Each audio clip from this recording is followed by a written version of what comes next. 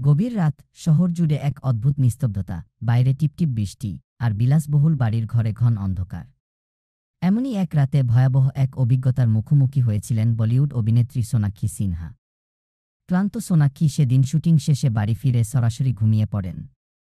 কিন্তু হঠাৎ গভীর রাতে তার ঘুম ভেঙে যায়। চোখ বন্ধ, কিন্তু মন যেন জেগে আছে। ঠিক তখনই টের পান, কিছু একটা অদৃশ্য সত্তা যেন তাকে জোরে চেপে ধরছে। সোনাক্ষীর কথায় মনে হচ্ছিল দুটো শক্ত হাত আমার গা চেপে ধরেছে। একটুও নড়তে পারছিলাম না।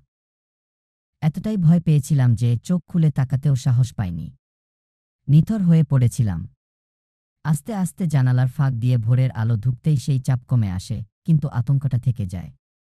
সোনাক্ষী বলেন, আমি তখন বুঝতেই পারছিলাম না এটা স্বপ্ন নাকি বাস্তব।